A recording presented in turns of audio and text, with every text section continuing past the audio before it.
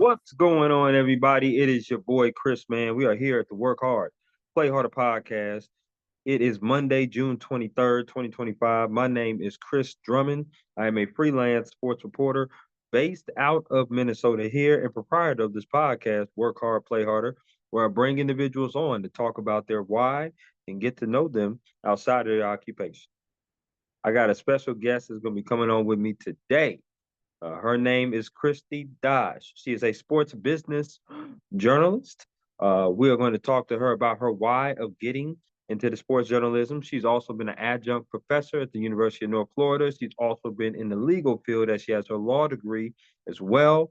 So we're going to talk to her about getting into it and talk to her about her why. So I'm really looking forward to getting to know Kristi and asking her some get to know you questions. So without any further ado, I introduce you to wonderful, talented, and the beautiful Kristi.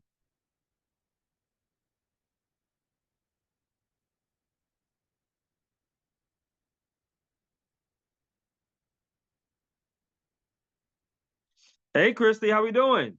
Good. How are you? Doing good. I'm doing good. You look absolutely lovely today. I just Oh, want to start thank off by you. saying you are Thanks very for having welcome. me. I appreciate No, it. no doubt, no doubt. Thank you for allocating your time to me and hopping on my podcast, Work Hard, Play Harder. I want to ask you, how was your weekend and how's your Monday been so far? It's good. I had a friend in town this weekend and actually some family in town too. So I got in a little beach time this weekend with my friends and I live in Florida. It's so hot down here right now, but it was okay on the beach. I can absolutely understand. I'm here in Minnesota. It was 95 degrees yesterday, so it was scorching hot out here. Dropped today, which was great. So I'm very, very happy about that. Oh, we at But least get a sea breeze from the ocean. So if you're down, it's actually better on the beach than it is. Like I live one block back. It can be 10 degrees hotter here than it is when you walk down to the beach just because of the breeze coming off the water. I can feel that. My goodness. Okay. I love that. I want to reiterate to you, Christy, before I start peppering you with all these questions, why I wanted to have you on my podcast. So I know you are a sports business reporter, if I'm not mistaken.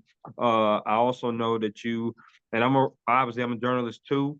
I'm a sports journalist. I've been that way for the past 7 years, working in different publications. In Atlanta, Georgia is where I got my start.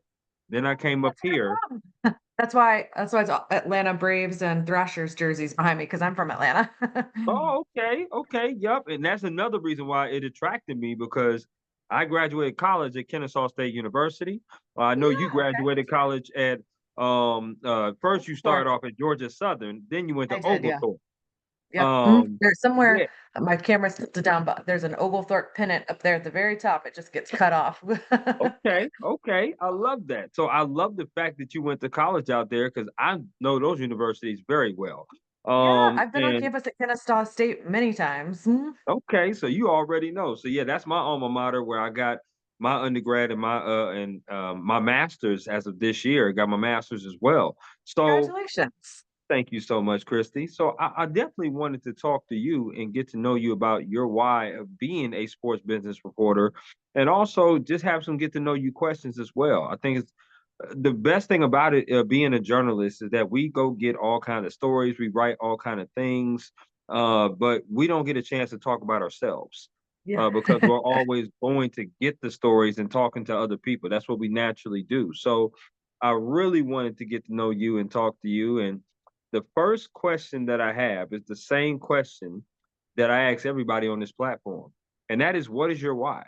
Why do you do what you do? Did you have any role models, any inspirations growing up in Atlanta, Georgia? But ultimately, what led you to want to be in the journalism industry? My why has changed a little bit. I mean, when I first became a sports business reporter, my why was probably just that I wanted to write. I loved writing and I wanted that to be a bigger part of my job.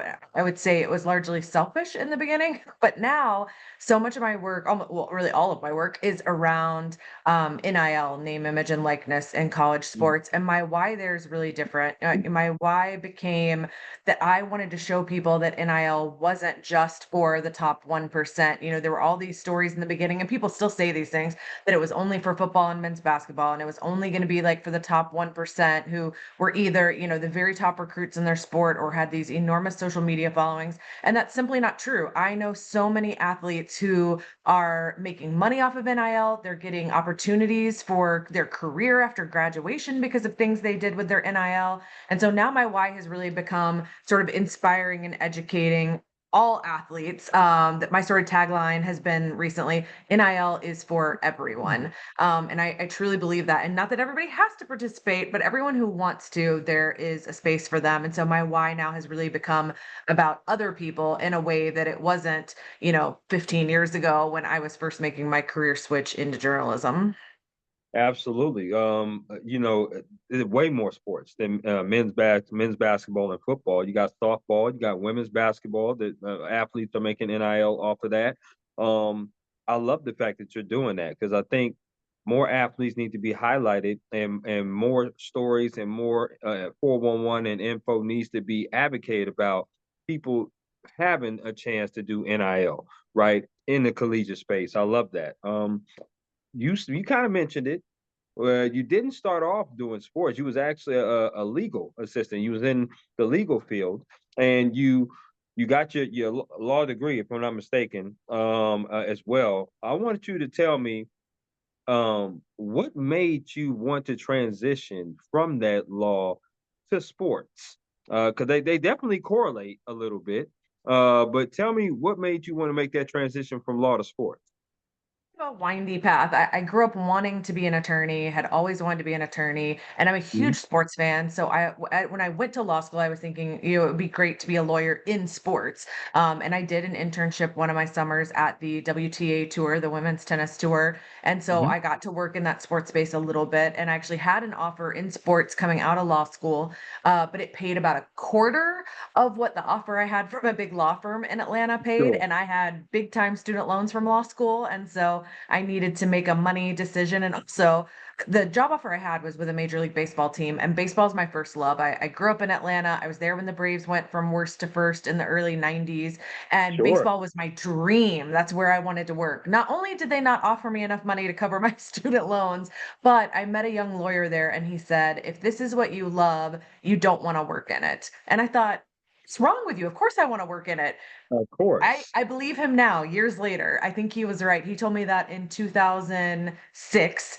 So now almost 20 years later, I do think he was right because I do not write about Major League Baseball anymore. I haven't in years, and I get to just enjoy it as a fan. I don't go to the game looking for stories to tell. I don't sit in the press box. I'm in the stands, usually with my dad, and I get to just be a fan.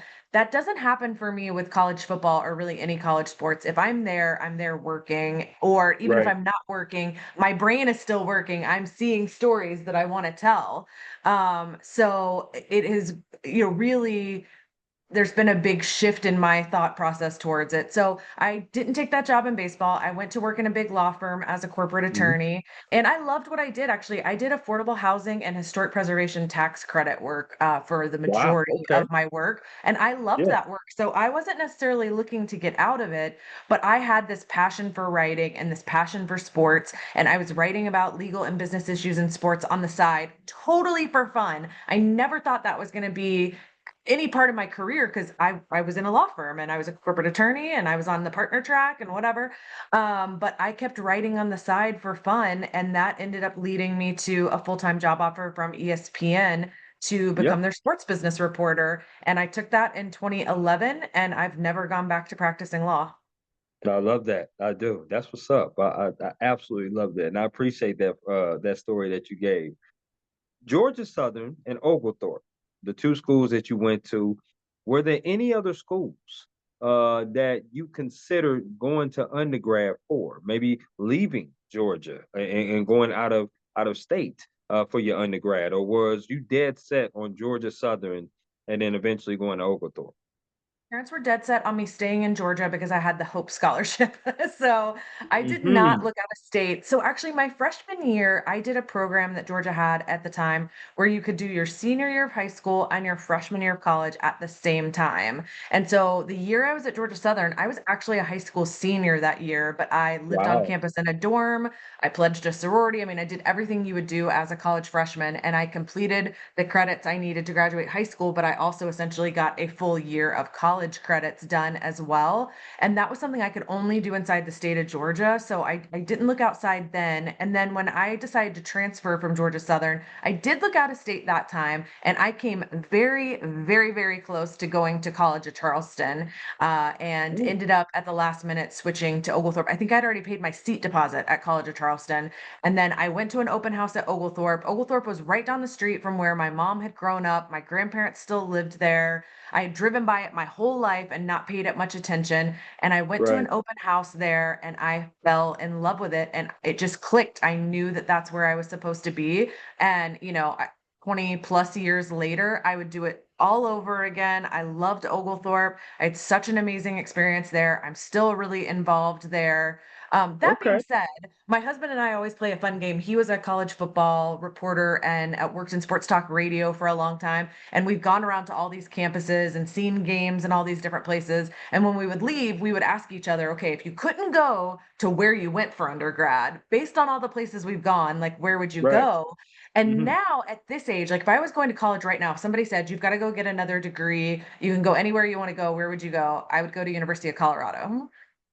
So, Wow. really different, Okay. not in state. I would wanna go out of state in a way that I didn't care about when I was a teenager. I was fine staying in Yeah. Georgia at that point in time, but now I love Colorado. I love the weather out there. I love the scenery. I love that campus. It's beautiful. So, if I had to go back to school right now and I had to be on campus somewhere, it'd be University of Colorado, but I would have never made that choice as a 17 or 18-year-old.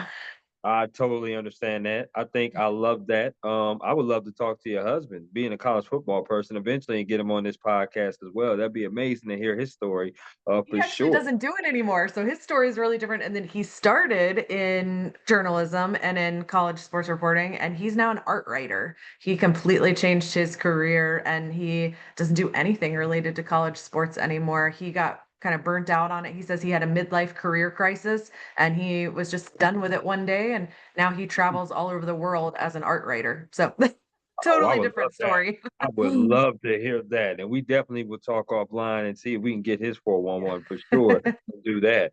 Um, I would probably pick Syracuse if I could do it Okay, all over I've again. been there. Syracuse University, great journalism program. I love upstate New York.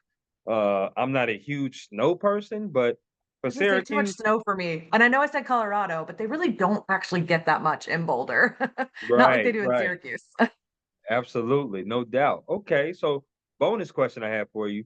Which was harder to stay committed to? Was it being in AOPI or was it being a Oglethorpe cheerleader? Well, I was only in AOPI for a semester, so I clearly wasn't that committed to it. Sorry to any of the AOPI people out there listening. I transferred, and so I did not spend a lot of time in my sorority. And when I transferred to Oglethorpe, they didn't have my sorority. And once you are initiated into one, you cannot ever be in another one, even if you depin. There's all these politics behind it. So long story short, that was the end of my Oh sorority wow. days. I was a little sister for a fraternity at Oglethorpe, which I loved. And I was a cheerleader. So I grew up a softball player. I played softball my entire life. I was a Okay. pitcher.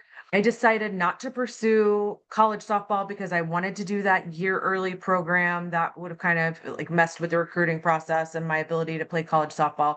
So I did not play college softball, and who knows, maybe they would have wanted me anyway. But I coached high school softball while I was a college student, and I really enjoyed that. I was a pitcher, so I was a pitching coach out of high school and really enjoyed that. But I realized I could not operate without a sport in my life. Like I needed that structure because Mhm. when I fill my schedule and I have lots to do, I get it all done. If, Absolutely. however, my schedule is wide open and I've got these like two things I need to do, I will procrastinate and save them till the last minute and my hair on fire be doing them, at the last minute because I grew up playing sports. I even worked jobs when I was in high school. And so it was like, okay, this is the hour and a half I can do my homework and I'm going to do it in that hour and a half. Well, my freshman Right. year of college, when I didn't have that anymore, I didn't do as well. I needed that structure and I needed to have my schedule filled with things. So when I got to Oglethorpe, they didn't have softball. And I thought, well, what other sport can I play here? And the answer was really none of them because I had only played softball growing up. But I Right. had for a number of years in middle school and on into a little bit of high school done dance team and cheerleading. And they had both of those. So I was like, okay, I'm either going to try out for dance team or I'm going to try out for cheerleading so that I have something to fill my schedule with. And I ended up trying out for cheerleading. So I did that all 3 years. I was at Oglethorpe and I was the captain my senior year. And I have my cheerleading outfit hanging in like a display of stuff I have down in our basement in our kind of man cave. And I'm sure it looks absolutely lovely. I'm sure you still could It probably wouldn't do fit me some cheers. anymore. Well, I wish. I was gonna say I'm pretty sure that you could probably still do some cheers at this stage as Oh, well. But no, that's how you start pulling things and breaking things when you're in your 40s. I'm not even gonna try that. I understand. I really really do. I'm close to that. Not quite 40 yet, but close. No, for sure. I want to ask you some favorite questions, Christy, and you just give me the 411 off the rip based upon these favorite questions. Okay, so here we go. Um, Favorite meal you like to cook? God, none. I do not cook. Christy does not cook. I'm like, yeah, I think Carrie Bradshaw used to joke about keeping her sweaters in her oven. I mean, that would be me. I do not cook. My- So is it the husband that cooks, or do you guys no, I DoorDash, am or what? I'm excellent at ordering takeout. He is a better cook, I guess, than I am. Just puts everything in the air fryer. So, but he is actually making me dinner tonight. We're gonna do tacos. Like we can brown some ground beef and like make some tacos happen. But both of us, our cooking skills pretty limited. And we were just telling somebody yesterday, the air fryer has like changed our lives because it's so Wow, easy and it's so hard to mess up. So that's anything very I can true. stick in the air fryer. Very true. I'm a huge taco person. As a bachelor, if you don't cook, you don't eat. So, I try to be able to fix me something every now and then. So, yeah, definitely tacos. Very quick, fast. I like that. Easy. Favorite concert you've ever attended? Easy. I just did it a few weeks ago. Kenny Chesney at the Sphere was the most incredible concert experience Ooh, I've ever had. The yeah. Sphere is unlike any other music venue I've ever been to. I think anybody there would have been incredible, but it was my dad's 70th birthday and he wanted to go see Kenny Chesney and it was so phenomenal. I don't know how I'll ever go to a concert somewhere else.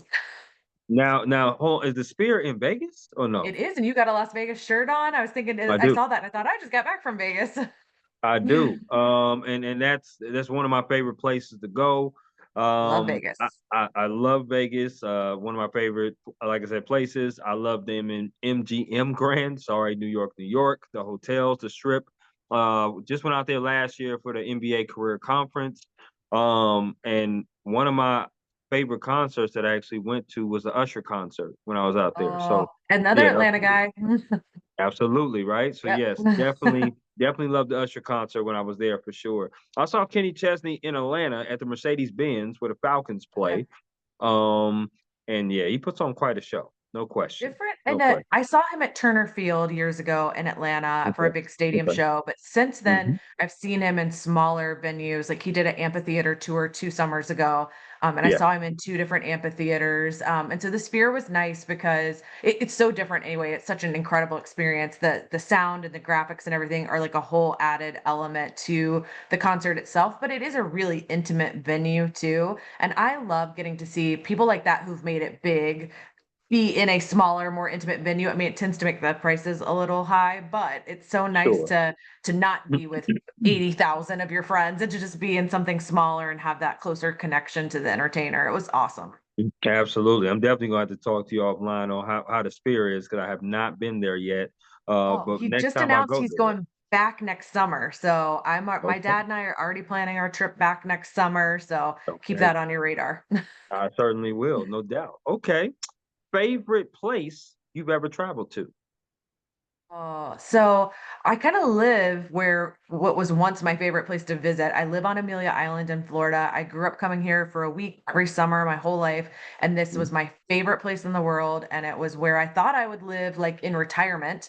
And then my husband ended up getting a job offer in Jacksonville 13 years ago, and we moved here. So I sort of get to live in the place. So now I would say, for me, I like going back to a place that feels familiar. I mean, it's exciting to go somewhere new, but I like going back to a place that feels like a home away from home, and I have 2 of those I feel somewhat equally about: Breckenridge, Colorado, and Savannah, Georgia. So I'm lucky that Savannah is a 2-hour drive from where I live, so I go to Savannah pretty frequently, and I'm out in Breckenridge 4 or 5 times a year for hiking and for skiing, and I love it. I miss it like you miss a person when you're away from them. I miss Yeah. Breckenridge so much when I'm not there.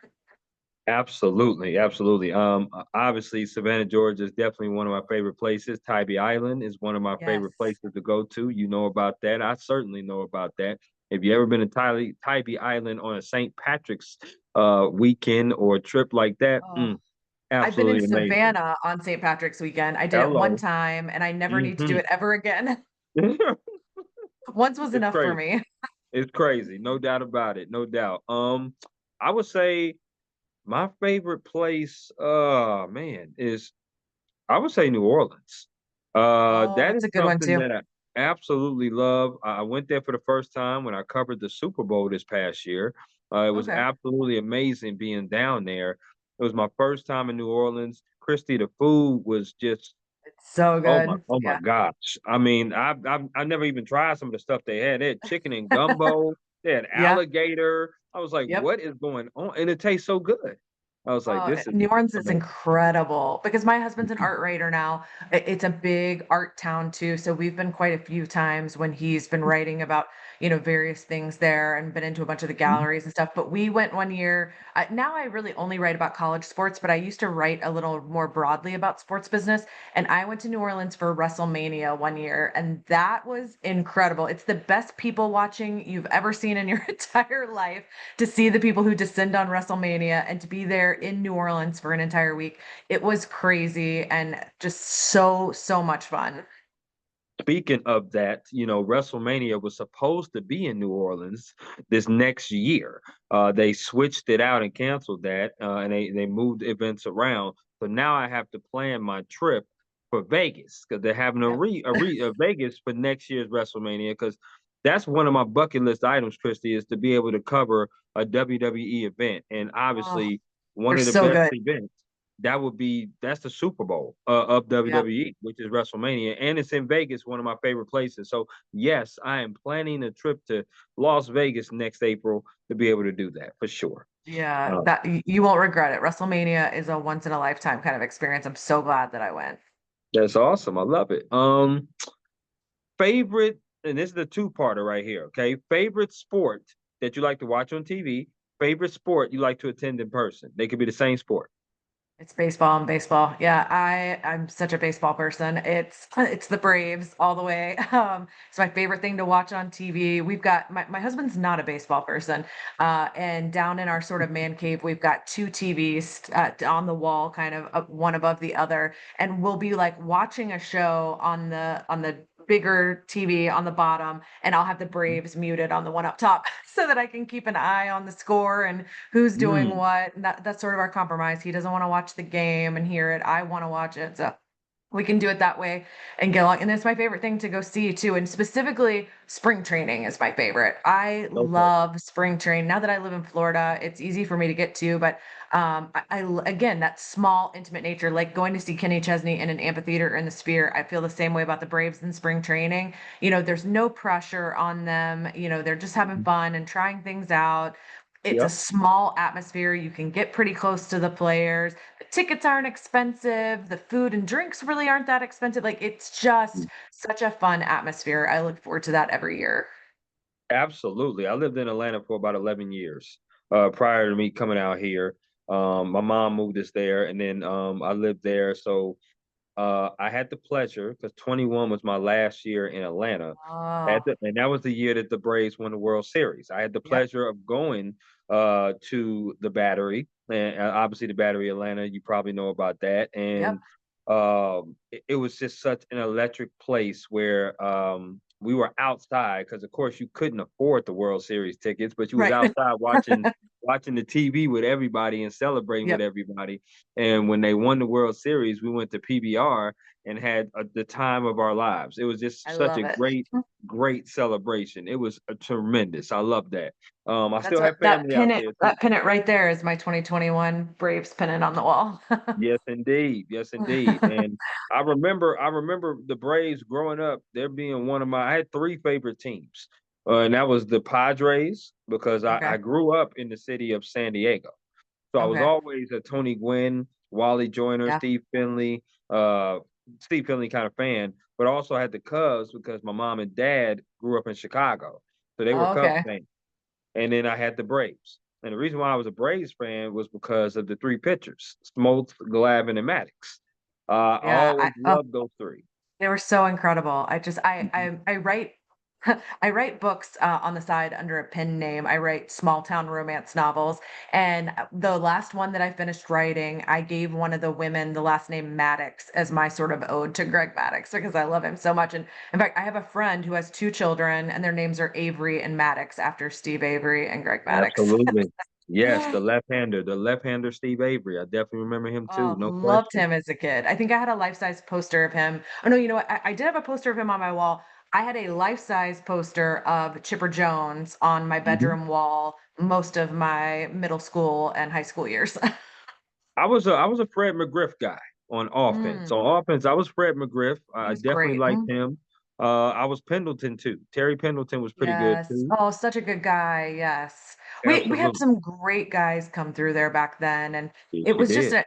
it was an incredible time to be a kid. Like, I remember going to Atlanta Fulton County with my dad when no one was at the games because they were terrible, like, in the late '80s into '90, Right, and right. you would buy a ticket, like, in the nosebleeds, and then you could move down to, like, the 5th row because nobody was there, and then I Absolutely. remember the first season they made it to the playoffs, and my dad went and slept outside in a chair at Atlanta Fulton County to buy you had to go in person and buy tickets, and he did that several Mhm. years in a row, and we got to games, we went to World Series games. It was just incredible, and, then to get to watch them win again in '21 with my dad, when neither of us live in Atlanta anymore, but we were watching he lives about a mile and a half down the street from me, and I would go over to his house at night to watch the games with him, so I was there with him when they That's won, pretty and, sweet.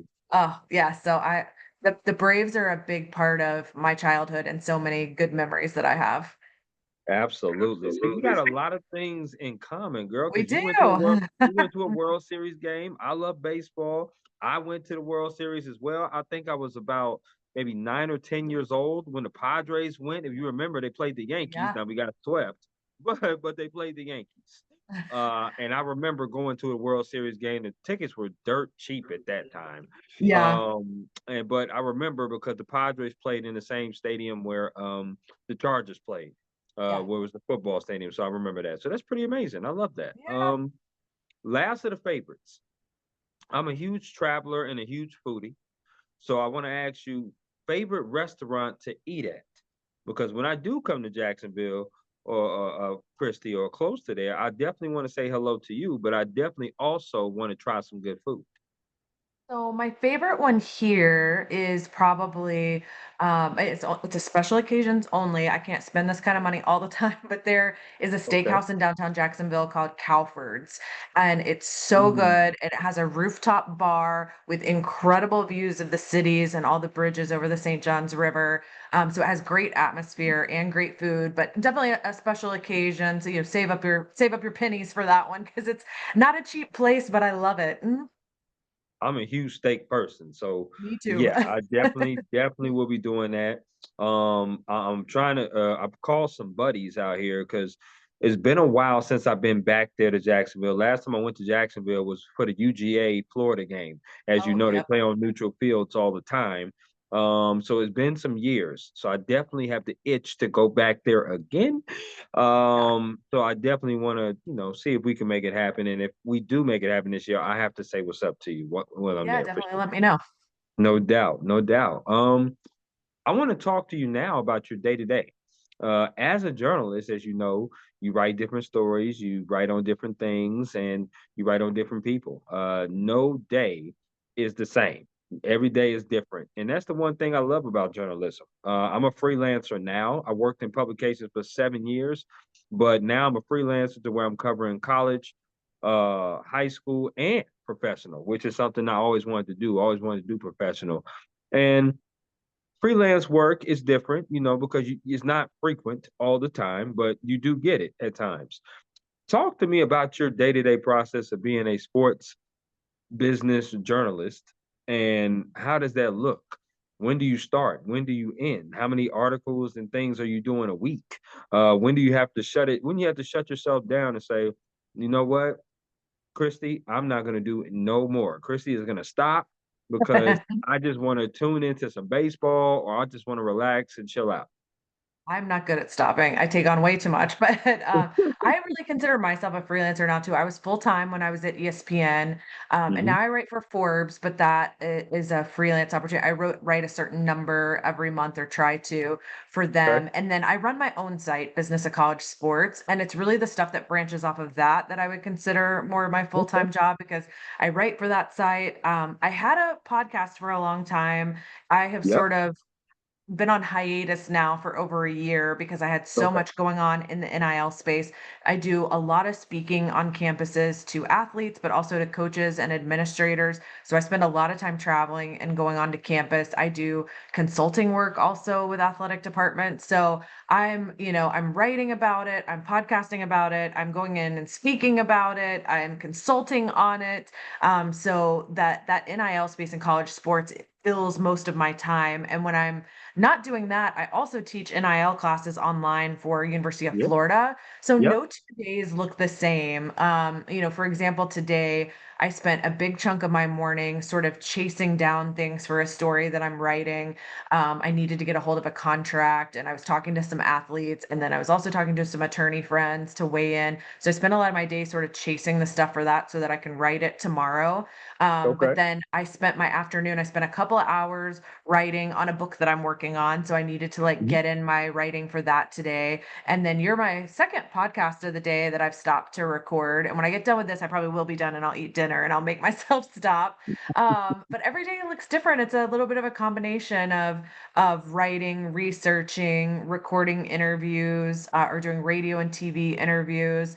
And then I travel a lot. So when I'm traveling, then obviously my days look totally different. So when I'm home, I'm just like pumping out a lot of work. And when I'm traveling, I might have some stuff I try to get done in the hotel room, but I try to be present and I love exploring new towns. So if I'm getting to go somewhere to speak or consult, I want to spend some time walking around campus and checking out the town. So every day looks totally different, which I love.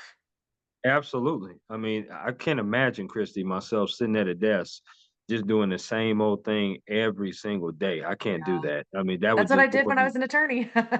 And listen, and I that was for you at that particular time. Yeah. That fit. But you Yeah. realize, you know what? You still got a passion, and you still got other things on your mind that you wanted to do, and you was able to pivot, which is good. Some people they don't pivot. So I Yeah. definitely commend you on doing that for sure. Thank you. But it's a great segue because it leads into mental health and work-life balance. Now, I know when you go to some of these speaking arrangements, especially speaking to some of these collegiate athletes, mental health has to be something that has to be talked about, especially with athletes in the sporting field, because a lot of times they're dealing with all different kind of things. They're dealing with classes, dealing with their sport, dealing with people that's making bets on them, and all kind of stuff like that, right? But you also are dealing with mental health and work-life balance. Like you said, you have a husband, you have a family that you live close by, you're traveling all the time. Like you also need sleep too, and you need some Christie time too. I require So a lot of sleep. right, right. So it's like, my question to you is, how do you deal with mental health and keep it strong, but also still have that work-life balance? Because Christy, you seem like a wonderful person to be around, have a beer with, watch the game and chill and just have a good time. But you also seem about your business too, which you should be. Yeah, I would say what's tough for me is that my hobby became my job. So like people will ask me now, like, what are your hobbies? And it's like, well, writing, except that like writing's also now my job. Like, when I Right. was a lawyer, blogging about sports was my hobby. Then that became my job. Then I started writing novels on the side, and that was my hobby. But now publishers have picked them up and I'm getting paid for them. So now that's a job. Like, and that's an amazing thing, like to be able to turn your hobbies into your job and into the thing that Right. makes you money. But that's also why it's hard for me to say no, and it's hard for me to stop working every day because I really genuinely love what I'm doing and I don't Right. want time off from it. But I also know I'll burn out if I don't do it. So, I try to schedule things with my friends. Like I have a lunch tomorrow with with two friends actually, and I've blocked myself out for like 2.5 hours to have like a nice long lunch with them. That's not something I'd be able to do probably if I still worked in a law office, but I can structure my writing and my day tomorrow around that. And so I try to build that kind of stuff in because if I make plans with somebody, I'm pretty unlikely to break them. Like I will keep the plans, and I need that time. I would say, especially with my female friends, like that is where I like get to sort of rest and recharge. Like I just had a friend in town for the weekend and we sat on the beach for like 6.5 hours on Saturday, which I never do. I live a block from the beach and I never spend a whole day like hanging out on the beach. And I Right. was down there 6.5 hours and it was so restorative. And I need to make myself do that more often, especially since it's so Absolutely. close and not just Yeah. wait for a friend to come in town. So a lot of that is just kind of making myself because I don't have kids. And so I don't have that demand on my time. And I have a husband who does something similar. Like he also is getting to do a job he loves. He also does the same kinds of things I'm doing. He's writing, he has his own Mhm. podcast, he's going on other people's podcasts. Like we do the same kinds of stuff. It's just his is about art and mine is about sports business. And so we're both bad about like working way too late and being like, we haven't eaten dinner yet. And like we should spend some time with each other because we're here at the Right. house. We both work from Right. home. So we're together 24/7 because we're here together, but like we're on different floors. Like, I've seen him today, but we haven't spent any quality time together yet today. So when I get done Sure. with you, I've got to like go eat dinner and spend quality time with him. So it's really just, having boundaries. But honestly, it's a good problem to have. I love my job so much that I don't want to quit it. It's not that I have a job I hate and a boss that requires me to work 12 or 13 hours a day. It's that I love what I do and it's hard to tear myself away from it. I think that's a good problem to have. No, it's a great problem to have, right? Because you don't find a lot of people in life that have a job that they really love doing. Yeah. You find some, but you don't find a lot. Yeah. And a lot of people are dealing with mental health problems. I've known a lot of journalists in this industry that have broken away from journalism because they've had mental health problems. Some of my Yeah. colleagues, or the work-life balance, right? When you work in this field, sometimes you feel like you're working 365, 7 days a week because you're on Yeah. the go all the time. For me, Yeah. I love the fact of what I'm doing. I love talking to young kids and high schoolers. I love talking to collegiate kids. I love doing professional sports. I love being in that post game room where I got my selfie stick up and I'm recording and I'm asking questions and I'm doing it. I love it. But at the same time, you also have to know everything comes with a sacrifice, right? And Yeah. you sacrifice going to graduations, you sacrifice family time, you sacrifice vacations, you Yeah. sacrifice hanging out with friends, because sports is nights and weekends. At least for me, I had to realize moving up here, I moved away from all my family. My mother's in Yeah. Georgia, my dad's in New York, so I'm up here doing my thing. Obviously grown man things, but at the same time, this is a dream of mine. I love doing Yeah. what I do, and I love learning what I learned. I've learned so much since being in Atlanta, Georgia. And come as that kid that just would have the little small credential, going covering high school football for the very first time. I mean, Yeah. that was to me, I thought that was the bee's knees when I did that back then Yeah. when I was going to Kennesaw State University. But now, obviously learning things and learning more things in the publication rooms, but also in the freelance space as well and networking, I've learned a lot more. And my mental health, I learned how to keep my mental health strong as well. And also understand that it's okay to say no at times. It's Yeah. okay to give yourself a break at times. Don't feel too bad when you have to tell your friends, hey, I can't do this today, but maybe I can do it another day. And that's something I really had to learn, Christy, for sure. Great segue again, though, because now I want to know about advice. what advice would you give someone that comes up to you and says, "Hey, Christy, I would love to be in this sports business journalist field, or just a sports journalist or a journalist at all." What kind of advice would you give that individual about pursuing this type of career? You've got to be creating content somewhere, and whether that's blogging or it's podcasting or it's just, short little reels on Instagram. You've got to be creating content because that's how somebody's going to find you to give you an opportunity. Hmm. I when I got hired at ESPN, I had met an agent. He was not my agent, but I had met an agent who represented broadcasters, and we had had this conversation about. I was doing a lot of writing. I was still a full time attorney, but I was doing some writing in different places online and had my own site, and I was getting sort of more and more attention for the things that I was writing. And he said, I'm gonna keep you in mind in case anything comes up. And we were talking about me doing like some little freelance stuff on the side, not a full time job. And Sure. then he called me and said, I was just at ESPN and I was talking to them about another client, and the topic of a sports business reporter came up. They don't have one anymore. Their sports business reporter left. And I brought up your name and they already knew who you were.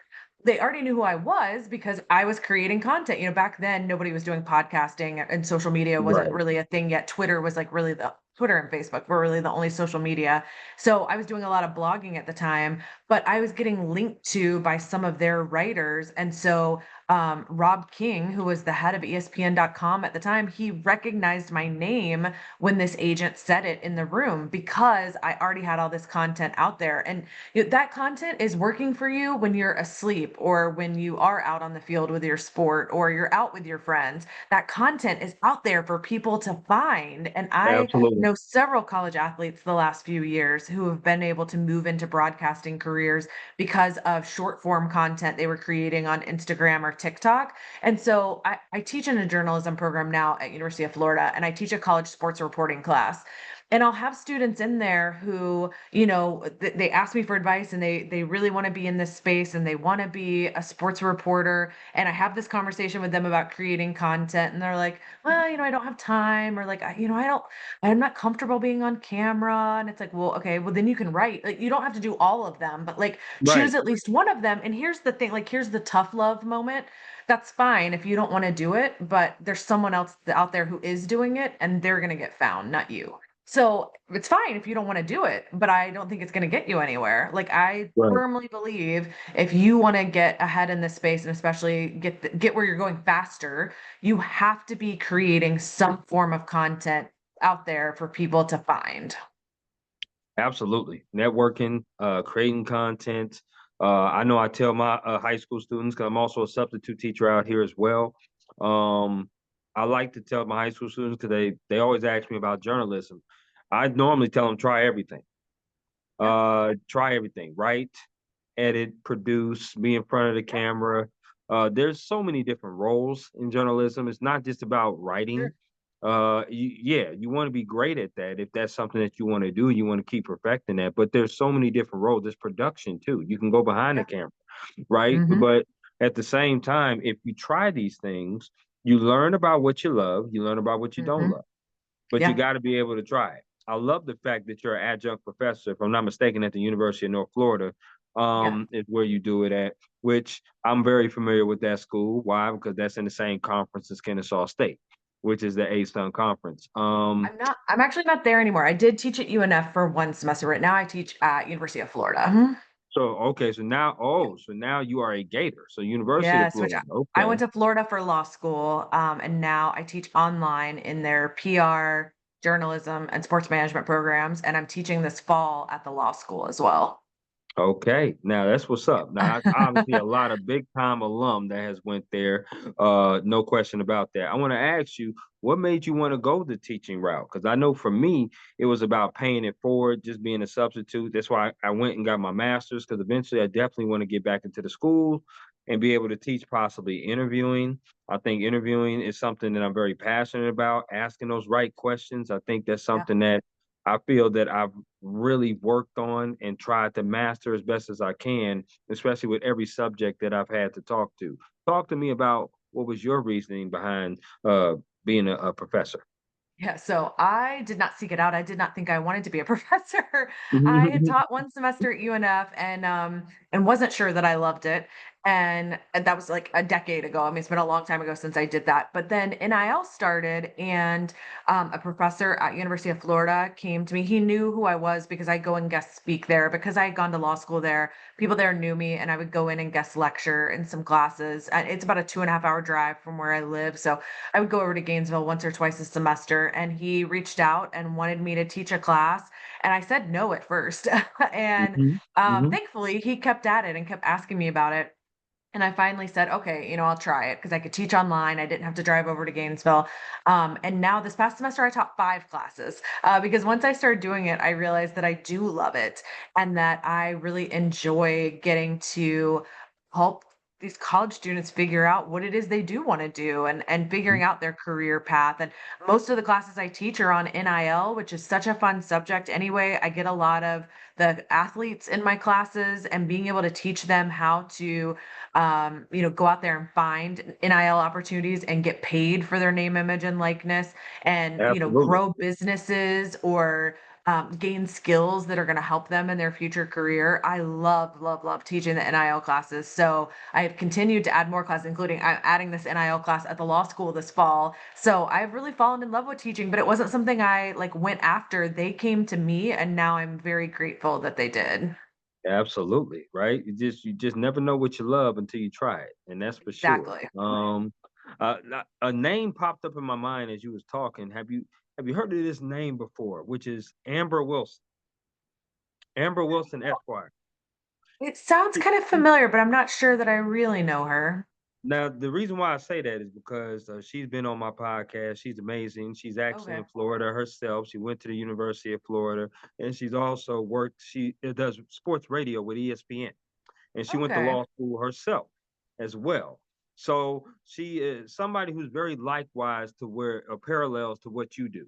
So I didn't Yeah, know if I'll have you to guys look her cross up. paths for No, the sure. name kind of sounds familiar, so maybe I've seen her on social media or something before. I'll have to check her out. No doubt, no doubt.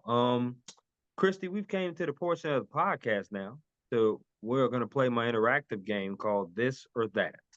Okay. What it is that I throw some things at you and you get to decide this or that. Um, it's a pretty fun game. I like to be Mhm. interactive and it's a little different. It's a get to know you type of game. So, Christy, Okay. I'll ask you, are you ready?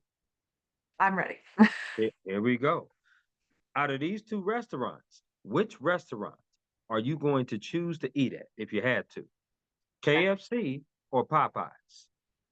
Oh, Popeyes. That's hard. Okay, okay. I know it. I know it. We starting off hard too, right? That's what's up. Here we go. If you had a choice to put a flavor on a chicken wing, out of these two flavors, which flavor would you choose? Barbecue or lemon pepper? Will I hurt your feelings if I tell you I hate chicken wings? So I would neither. I wouldn't say hurt, but I'd be like, damn. I'm like, man, oh, no I chicken wings for know. you? Sorry, no chicken wings for me. Okay, that's okay. That's all right. That's all right. Okay. So Here's let what me you'll learn. I am a very picky eater. I eat like a 5-year-old. okay. So let me ask you this. You like steak? I love steak. How would you eat your steak? Would you eat your steak well done, medium rare, or is there another flavor that you would eat? I'm a medium well person, which I get a lot of flack for. My best friend from law school is a chef, and she thinks that that is an abomination. She's a rare to medium rare person, and so she gets very annoyed me when I order it medium well. But it's just who I am. You know, you got to be the best version of Kristi Dosh. You Yeah. got to be the best version of that. That's all you can be. I'm gonna say I like my medium rare. I'm more so with the chef, no question Yeah. about that. Now when it comes to steak, though, which steak would you rather eat? Is it a sirloin, a ribeye, a filet mignon, or porterhouse?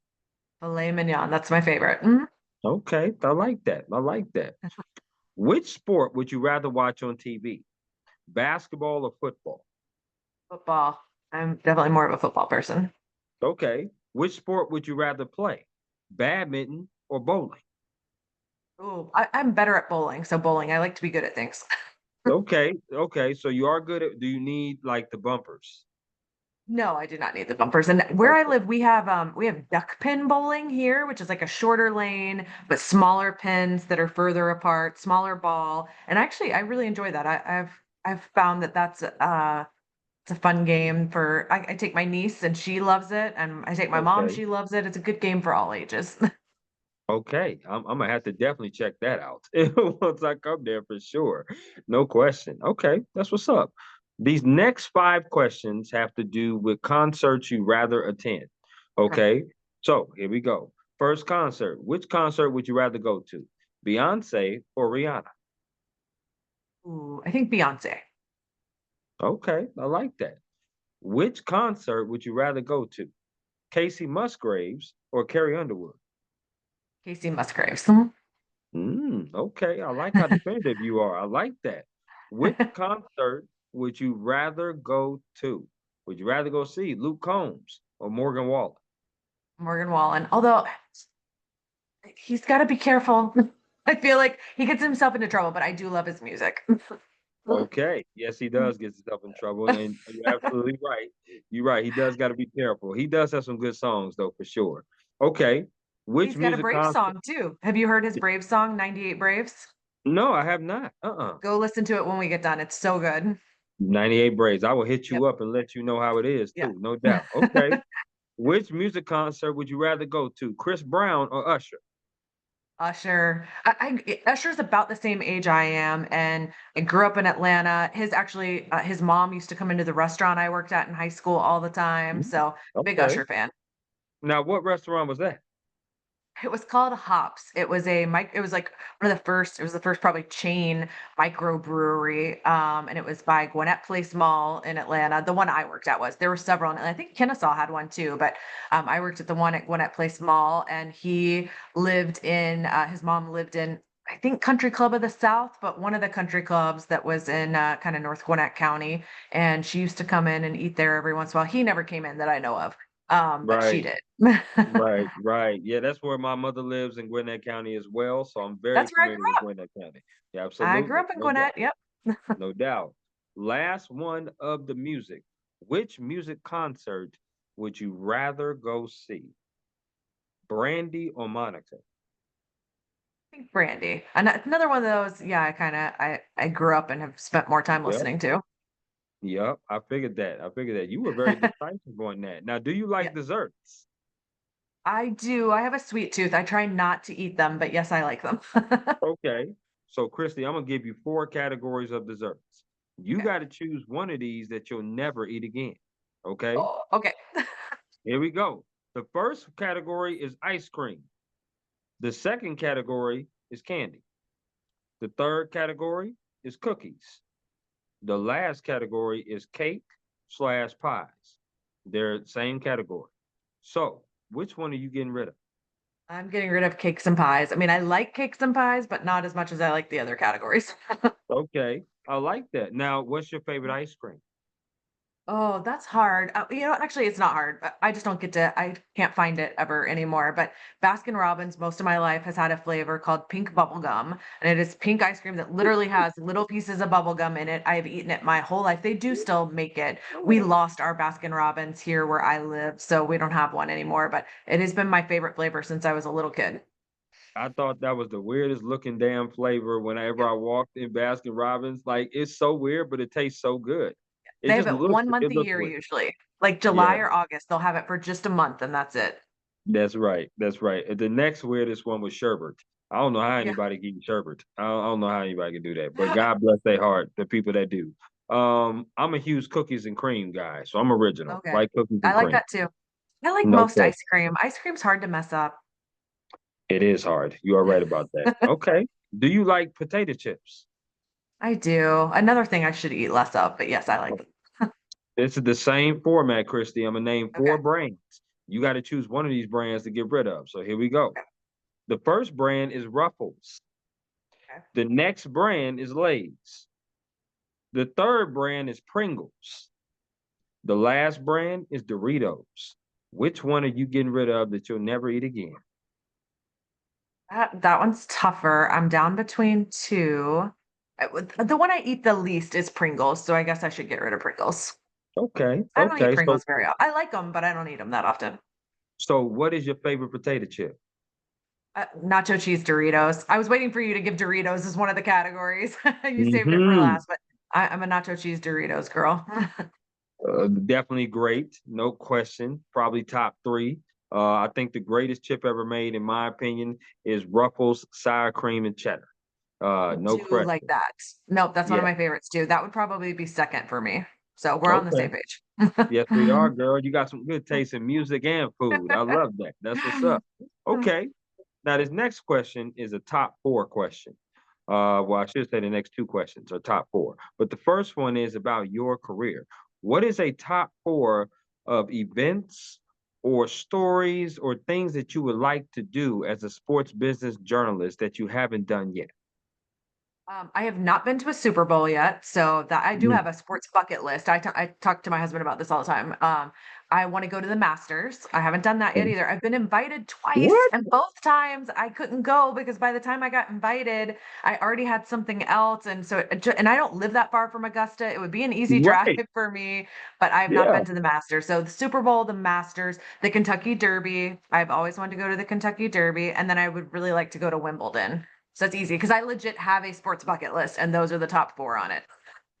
Well, you certainly will love the Masters. I did have the pleasure of going there once for sure. Oh, You would love that. Beautiful, beautiful, just golf, just um course, beautiful golf course. That's the yeah, word I'm looking for. The Super Bowl, obviously, I just covered that. I will be going to San Francisco this next upcoming year as well. I hope if you can get out there, that'd be amazing because we definitely got to link up. But I will be out there in San Francisco. I would say mine is the Olympics. yep. I No did the question. Atlanta Olympics, so I've gotten to do that. That's amazing. That is absolutely amazing. I would love to do the Olympics in my hometown, pretty much where I grew up, which is California in that Los Yeah, Angeles. I would love to do NBA Finals. I'm a huge basketball person, so any NBA Finals would be great. A national championship game or playoff. I would love to do that. I went to one as a fan, but I would love to cover it. That would be yeah. amazing just to do something like that. It could be basketball or football, doesn't matter which one, but I would love to do that. And then last but not least, I would like to do a World Series. Oh, Again, yeah, was on the outside, went to a game, but I would love to cover a game for sure at the yeah. World Series. That would be amazing. So that's my I've four. done that.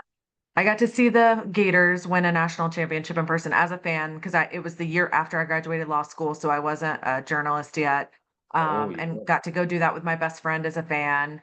that's awesome. Um, yeah, it was fantastic. Um, Mhm. Yeah, what was the last one that you said? I was thinking that was something World World Series. Series, yeah. I Yeah. did World Series games every year the Braves were in the World Series in the '90s. I did not go at all in 2021. I already lived down here in Florida, and actually my niece was being born. So actually I was in Atlanta when they were out of town during that World Series. So I Right. missed them, and I didn't get to go to the Battery either, but I got to go to a lot of World Series games in the '90s. So Absolutely. I definitely went to, as I told you, the Padres. I want to be able to cover those events. Those are yeah. some of my bucket list things. An honorable mention is probably the Stanley Cup because I am a huge Oh, yeah, hockey person. I do like hockey as well. But yeah, that's an honorable mention for sure. yeah, The next top four is I've been to Jacksonville, but the only time I've been to Jacksonville is to see the UGA Florida game, yeah, and we didn't really spend a lot of time carousing Jacksonville. We yeah. went to a couple of bars and had some very cold drinks. Yeah, that was pretty cool. But give me a top four of things I should do in the city of Jacksonville the next time I touch down there. Can I sort of expand it to so I live on Amelia Island, which is just north of Jacksonville. Can I sort of expand to what we do? Yeah, We do stuff in Jacksonville and stuff in St. Augustine because it's all sort of one area. yeah, let's do that. Okay. Jacksonville Zoo. That's actually a fantastic zoo. We have a really great zoo here, and it's kind of between where I live on Amelia Island and downtown Jacksonville because it's on the north side of Jacksonville. Sticking on the animal front, the St. Augustine Alligator Farm. It sounds Mhm. like a crazy, wacky roadside attraction, but it is actually an incredible zoological institution. They are the only place in the world that has every species of alligator and crocodile. Every Oh, species. okay. They also are involved in helping breed some of the endangered species, and they work with San Diego Zoo to do Hmm. this sort of breeding program. And some of what they do gave the inspiration for Jurassic Park. There's actually like a sign up at St. Augustine Alligator Farm that talks about the Jurassic Park connection. So that's a Wow. really cool place to go to. Um, and then I would say, like, our historic downtown here on Amelia Island where I live, our city here is called Fernandina Beach, and we have a historic downtown with like a little, we don't call it Main Street, but it would be like our main street. We call it Center Street, where all the kind of shops and restaurants are. But the history of those buildings and the houses that are around there, our whole historic district has been so well preserved. A lot of stuff from the 1800s. We're the only city that's ever been under 8 different flags in our history. So we've been Wow. under the Spanish flag, the Mexican green flag. I can't name them all, but like this city has been at different times controlled by different countries and different areas. So it's a really neat place, I think. I'm kind of a history geek and I like that part of living here. And like I said, I did historic preservation when I was an attorney. So I can really appreciate how well we have kept our historic district. So I would recommend that. And then what would my fourth thing be? Trying to think what else we really love sort of doing in there. Those are my go-tos. When people come to town, I love taking them to the St. Augustine Alligator Well, Farm and well, then I showing them definitely around our will town. check out a Jaguars game. I definitely want to do that. Oh, and yeah, one other, my husband and I, we love nature and we love animals. There's another really cool place here called Caddyshack Ranch, and it Hmm. is a big cat rescue. So they've got big cats who like people owned exotic animals at home when they shouldn't have and then get them taken away from them and they can't go back out in the wild, and so this place does rehab with large cats. So they've got lions and tigers, but they also have like a number of other animals both local to this area and not, and they do nighttime feedings. So we took my now 7-year-old niece, she was 6 back at Christmas, we took her to a nighttime feeding back at Christmas, and she just thought that was the most incredible thing she'd ever done, because you see that the lions and the tigers, they pace in their cages because they know it's dinner time, and then you get to Right. watch them be fed this enormous raw meat. They go nuts over. So that's a really cool place and something you don't normally get to see in like a zoo atmosphere. And this place is very small, and you're with a group of maybe 20 people. It's very small, and you really get up Wow. close with the animals. It's a cool place. Okay, I'm gonna keep those in mind. Very animal heavy. I Yeah, I've got love you that checking out though. all the animals here. Yeah, I love that. I love that. That's pretty awesome. It's pretty cool. I want to ask you about advice that someone has gave you that you hold on dearly to. That's a great question. I would say the advice I sort of used most often, I don't anymore because I don't have a boss really anymore, but back when I worked for other people, when I worked in a law firm, they brought in a woman who came in to talk to us about how women essentially undersell themselves in self-evaluations and in sort of meetings where you're up for a promotion or you're up for a raise, and that, part of the reason there's a gap between what men get paid and what women get paid is that men ask for it and men sort of sell themselves in ways that women don't. And she came Right. in and talked to us about how to talk about our own performance differently. And that happened in 2007 probably. So it's been almost 20 years. And I Yeah. think about that advice and I give it to other women all the time. In fact, there's a little one sheet that this woman developed who talked to us, and I still have the PDF of it and I send it to women all the time, because I think it's such incredible advice for women about how to be able to talk about their accomplishments in a way that feels comfortable and in a way that puts them in a position to get a promotion or to get a raise. So I would say that's probably the most valuable advice I ever got. I love that. Wow. Okay, got a one piece, one piece of paper in a PDF. I love that. Yep. That's amazing. Um, this bonus question came up in my mind, and the question I wanted to ask you is as an adjunct professor, you obviously been doing it, and you now got multiple classes into it. If they said, Christy, you got to choose one of these for the rest of your life to do. Would it be teaching or would it be writing? Which one would you do? And you had to cut the other one off for good. Which one would you stick with? It would be writing, and I would tell you why. It was sort of my first love, and it's the one thing that kind of traces through all the jobs I've had. Like even when I was a lawyer, I did an area of law where I drafted contracts all day because I've always loved to write. I am addicted to writing. I get a little twitchy if I like haven't written in a couple of days. So Hmm. I couldn't give up writing. That's impossible. I could never do that. But also I feel like if I had to give up teaching, like I can still teach through what I write. Like a lot of the things I write are to educate. In fact, I'm working on a piece right now that's really aimed at college athletes. I'm trying to educate them about something that is coming up for them right now. And so Right. through writing, I can still educate. So I would pick writing. Okay, I like that. Now, are you a now we know you're a Braves fan because you love baseball, but are you like a Falcons fan, a Hawks fan? Are you just true Atlanta, or have you adopted some of those teams in Florida as well? So I grew up being a fan of all the Atlanta teams. I loved the Hawks growing up too.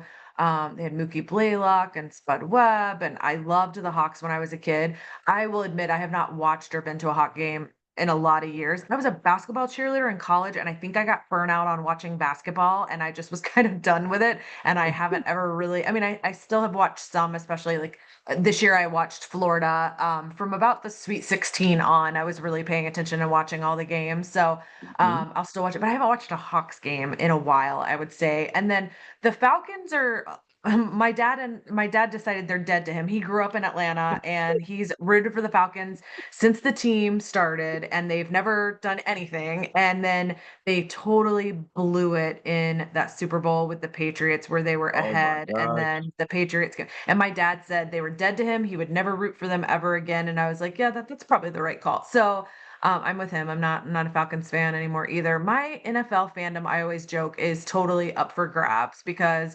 the Jaguars have been terrible pretty much the entire time I've lived here. So they've been really difficult to root for.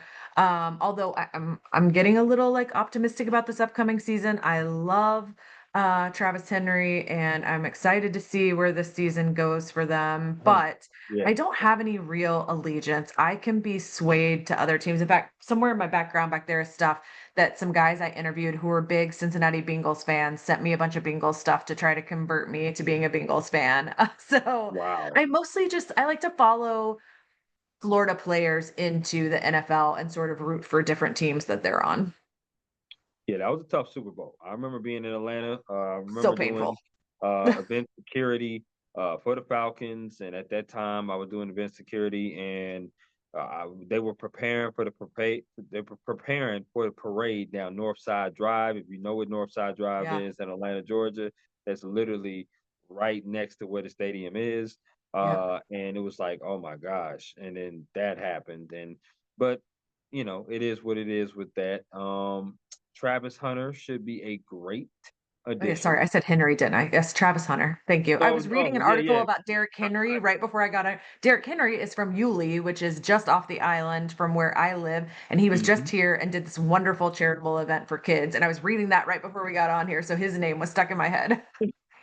No, I knew what you meant, though. I knew what you meant. But Thank yes, you. It's he's gonna terrible. be great. He's gonna be great in Yes. Jacksonville. He's gonna help out Lawrence a lot. I don't know as far as their team. I Yeah. don't know how good they're gonna be, but that South is up for grabs. They're probably the worst division of the eight, Yeah. along with the NFC South too. They're not very good either. But you have to see. We'll have to see when the league starts in September. Christy, this has been a really dope conversation. Just learning about your beginnings in Atlanta, Georgia, growing up in the Gwinnett County, where my family lives, and I go back to Atlanta at least 2, 3 times a year to visit them and see them. From your days going to Georgia Southern as a high schooler, to graduating from Oglethorpe, being an Oglethorpe cheerleader, now to you being in sports business, working for ESPN, and now doing your freelance thing, writing for all different kinds of magazines and publications and companies. I just really do appreciate you coming on to the podcast, sharing your story, and telling me who you are and getting to know you a little bit. My final question to you is there anything else you would like to add about yourself, the job, or anything at all before we conclude? No, I think we sort of hit the highlights of sort of who I am and how much I love writing. And I'm super passionate about this NIL space now and super passionate about the Atlanta Braves, which we've talked about a lot. Yeah, No, yeah. you said earlier you would like to teach interviewing one day, and you've asked some awesome questions. So I can see why you would be a good fit for that. I appreciate you saying that, Christy. I really do. And again, I appreciate you coming on my podcast. I want you to enjoy your Monday evening and enjoy the rest of your week. You and I will be in touch, and I hope to meet you one day down the line. Definitely. Thanks so much for having me. No doubt.